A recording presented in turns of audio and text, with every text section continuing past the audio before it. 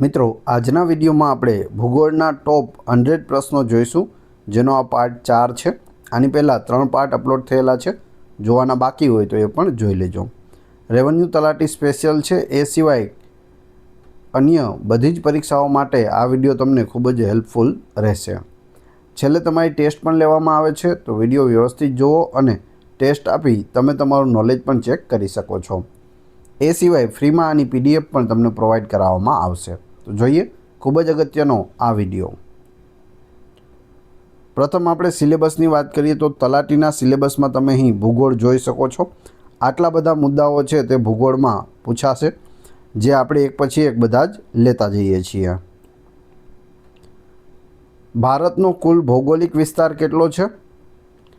32,87,263 ચોરસ કિલોમીટર છે ભારતનો કુલ ભૌગોલિક વિસ્તાર। ભારતને મુખ્યત્વે કેટલા પ્રાકૃતિક વિભાગોમાં વહેંચી શકાય છે? 5 પ્રાકૃતિક વિભાગોમાં વહેંચી શકાય। ભારતનો સૌથી પ્રાચીન ભૂપૃષ્ઠ વિભાગ કયો છે? તો એ છે દ્વીપકલ્પીય ઉચ્ચ પ્રદેશ। ઉત્તર ભારતના મેદાનો કઈ નદીઓ દ્વારા રચાયા છે? ગંગા, યમુના અને બ્રહ્મપુત્રાના મેદાનો તેને કહેવાય છે। હિમાલય પર્વતમાળાના કેટલા મુખ્ય ભાગો છે? 3 મુખ્ય ભાગો છે, હિમાદ્રી, હિમાચલ અને શિવાલિક। માઉન્ટ એવરેસ્ટ કઈ પર્વતમાળામાં આવેલો છે? તો તે હિમાલય પર્વતમાળામાં આવેલો છે, જે નેપાળ દેશમાં પડે છે। ભારતનું સૌથી ઊંચું શિખર કયું છે? માઉન્ટ K2 છે, જેને ગોડવિન ઓસ્ટિન પણ કહે છે। તે ભારતનું સૌથી ઊંચું શિખર છે। થારનું રણ ભારતના કયા રાજ્યમાં આવેલું છે? રાજસ્થાન રાજ્યમાં થારનું રણ આવેલું છે। પશ્ચિમ ઘાટ અને પૂર્વ ઘાટ ક્યાં મળે છે? તો તે બંને નીલગિરી પર્વતમાળામાં મળે છે। લક્ષદ્વીપ અને અંદમાન નિકોબાર કયા પ્રકારના ટાપુઓ છે? પરવાળા અને જ્વાળામુખીય ટાપુઓ છે। ભારતમાં સૌથી વધુ ભૂકંપ સંભવિત ક્ષેત્ર કયું છે? તો તે હિમાલય ક્ષેત્ર છે। ભારતના દ્વીપકલ્પીય ઉચ્ચ પ્રદેશનો આકાર કેવો છે? ત્રિકોણાકાર છે। દક્ષિણ ભારતની સૌથી ઊંચી પર્વતમાળા કઈ છે? અનાયમલય છે, તે સૌથી ઊંચી પર્વતમાળા છે દક્ષિણ ભારતની। ગંગા નદીનું મેદાન કયા 2 ભાગમાં વહેંચાયેલું છે? ઉત્તર ગંગાનું મેદાન અને પૂર્વ ગંગાનું મેદાન। કોરોમંડલ તટ ભારતના કયા ભાગમાં આવેલો છે? પૂર્વ કિનારો તમિલનાડુમાં આવેલો છે કોરોમંડલ તટ। કોંકણ તટ ભારતના કયા ભાગમાં આવેલો છે? પશ્ચિમ કિનારો મહારાષ્ટ્ર અને ગોવાનો જે દરિયા કિનારો છે તેને કોંકણ તટ કહે છે। હિમાલયના સૌથી દક્ષિણના પર્વતો ક્યાં છે? શિવાલિક છે, તે સૌથી દક્ષિણના પર્વતો છે। નીલગિરી પર્વતમાળાનું સૌથી ઊંચું શિખર કયું છે? દોડ્ડાબેટ્ટા છે। ભારતનો સૌથી નીચો પ્રદેશ કયો છે? તો તે કેરળનો કુટનાડ પ્રદેશ છે, તે સૌથી નીચો પ્રદેશ છે। ભારતમાં કઈ પર્વતમાળા સૌથી જૂની ગણાય છે? તો તે છે અરવલ્લી પર્વતમાળા। ગુજરાતનો કુલ ભૌગોલિક વિસ્તાર કેટલો છે? 1,96,024 ચોરસ કિલોમીટર છે। ગુજરાતને મુખ્યત્વે કેટલા ભૂપૃષ્ઠ વિભાગોમાં વહેંચી શકાય છે? 3, કચ્છ, સૌરાષ્ટ્ર અને તળ ગુજરાત। ગુજરાતમાં સૌથી લાંબો દરિયા કિનારો કયા પ્રદેશમાં છે? કચ્છમાં છે। ગુજરાતનો સૌથી ઊંચો પર્વત કયો છે? ગિરનાર પર્વત છે। ગિરનારનું સૌથી ઊંચું શિખર કયું છે? ગોરખનાથ છે।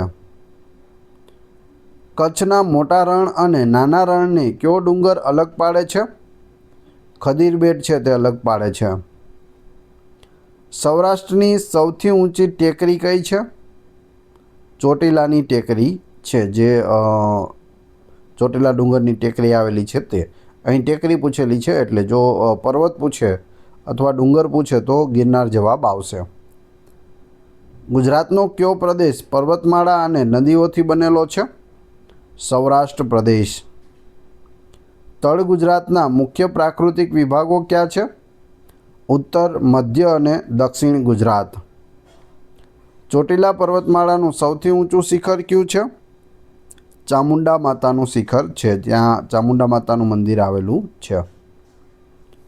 કચ્છના રણનો ઉદ્ભવ કયા ભૂસ્તરીય ફેરફારોથી થયો છે?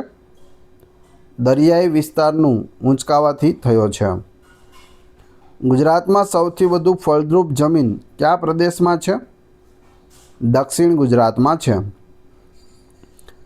ગુજરાતનો સૌથી પશ્ચિમનો ભૂપૃષ્ઠ વિભાગ કયો છે? કચ્છ છે. કચ્છના ભૂપૃષ્ઠમાં કયા પ્રકારની જમીન જોવા મળે છે?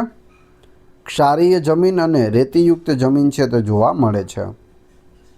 ગુજરાતનો સૌથી જૂનો પર્વત કયો છે? અરવલ્લીની ટેકરીઓ છે તે સૌથી જૂની છે. પશ્ચિમ કિનારાના મેદાનોની મુખ્ય લાક્ષણિકતા શું છે? સાંકડા અને લાંબા તે છે. પૂર્વ કિનારાના મેદાનોની મુખ્ય લાક્ષણિકતા શું છે? પહોળા અને ત્રિકોણાકાર હોય છે. ભારતની સૌથી ઊંચી પર્વતમાળા કઈ છે? હિમાલય છે. ગુજરાતનો સૌથી ઉત્તરનો ડુંગરીય વિસ્તાર કયો છે? અરવલ્લી છે. ગુજરાતની પર્વતમાળામાં કયા ખનિજો મળે છે? બોક્સાઇટ અને ચૂનાનો પથ્થર મળે છે. દ્વારકા કયા દ્વીપકલ્પમાં આવેલું છે? સૌરાષ્ટ્રમાં આવેલું છે. કચ્છનું ભૂપૃષ્ઠ કેવું છે? રણ, ડુંગરો અને મેદાનોનું મિશ્રણ છે કચ્છમાં. અરવલ્લીની ગુજરાતમાં સૌથી ઊંચી ટેકરી કઈ છે? જેસોરનો ડુંગર. વિંધ્ય પર્વતમાળાનો ગુજરાતમાં કયો ભાગ આવેલો છે? રતનમહાલનો ડુંગર આવેલો છે. સાતપુડા પર્વતમાળાનો ગુજરાતમાં કયો ભાગ આવેલો છે? રાજપીપળાની ટેકરીઓ આવેલી છે. ખંભાતનો અખાત કયા બે પ્રદેશોને અલગ પાડે છે? સૌરાષ્ટ્ર અને તળ ગુજરાતને અલગ પાડે છે. કચ્છના રણમાં કયું સરોવર આવેલું છે? ખારોપાટ આવેલું છે. ગીરની ટેકરીઓ કયા જિલ્લામાં આવેલી છે? ગીર સોમનાથ, અમરેલી અને જૂનાગઢમાં આવેલી છે. કચ્છમાં નારાયણ સરોવર પણ આવેલું છે, પરંતુ તે દરિયા કિનારે છે અને તે મીઠા પાણીનું સરોવર છે. એ સિવાય અન્ય છે તે બધું ખારોપાટ છે, ખારા પાણી છે તે ભરાયેલું હોય છે. ગુજરાતનો કયો પ્રદેશ સૌરાષ્ટ્ર તરીકે ઓળખાય છે? દ્વીપકલ્પ જે પ્રદેશ છે તે સૌરાષ્ટ્ર તરીકે ઓળખાય છે. ગુજરાતનો કયો ભાગ તળ ગુજરાત તરીકે ઓળખાય છે? મેદાની વિસ્તાર તળ ગુજરાત છે. ગુજરાતની પશ્ચિમની નદીઓ કઈ કઈ છે? સાબરમતી, મહી, નર્મદા અને તાપી. ગુજરાતમાં કયા પ્રકારના જંગલો જોવા મળે છે? સૂકા પાનખર જંગલો છે તે જોવા મળે છે. ગંગાના મેદાનનો સૌથી જૂનો ભાગ કયો છે? બાંગર છે.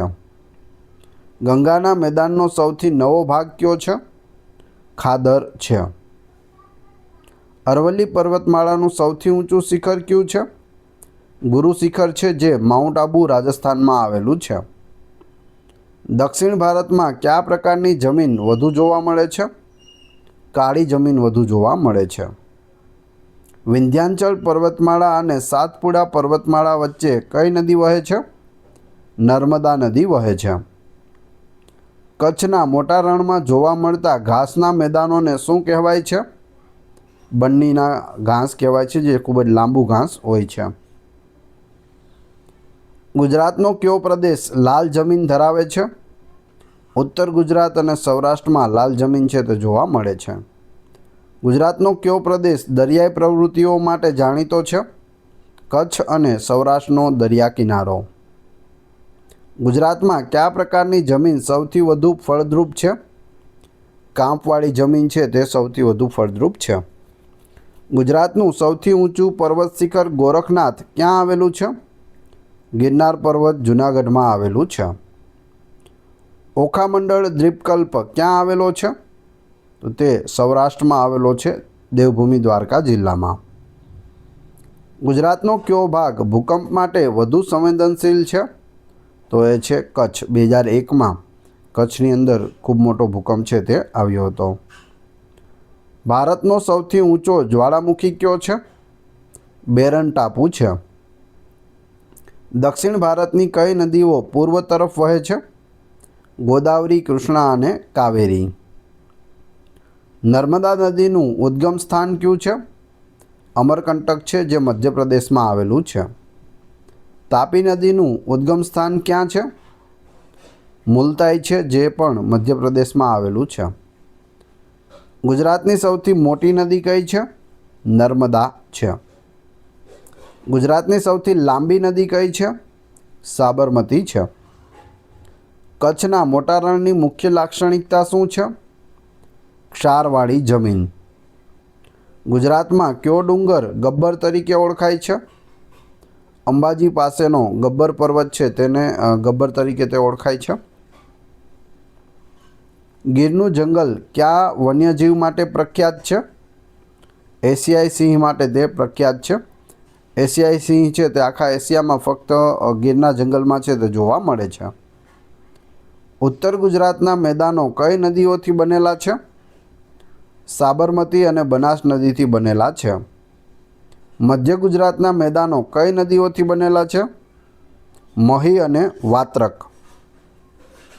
દક્ષિણ ગુજરાતના મેદાનો કઈ નદીઓથી બનેલા છે? નર્મદા અને તાપી. ગુજરાતનો કયો પ્રદેશ ખનિજ તેલ અને કુદરતી ગેસ માટે જાણીતો છે? તો એ છે ખંભાતનો અખાત. ગુજરાતનો સૌથી નીચો પ્રદેશ કયો છે? ઘેડ પ્રદેશ છે, જે માણાવદરથી લઈ અને નવી બંદર સુધીનો જે વિસ્તાર છે તેને ઘેડ પ્રદેશ કહે છે. બંદરો માટે ગુજરાતનો કયો કિનારો વધુ અનુકૂળ છે? કચ્છ અને સૌરાષ્ટ્ર. ભારતનો કયો પ્રદેશ જ્વાળામુખીના પ્રદેશ તરીકે ઓળખાય છે? બેરન આઇલેન્ડ પ્રદેશ. ગુજરાતમાં કયા પ્રકારના ખડકો જોવા મળે છે? આગ્નેય ખડકો, પ્રસ્તર ખડકો અને રૂપાંતરિત ખડકો એ ત્રણ છે તે ગુજરાતમાં જોવા મળે છે. ભારતનો સૌથી મોટો દ્વીપ સમૂહ કયો છે?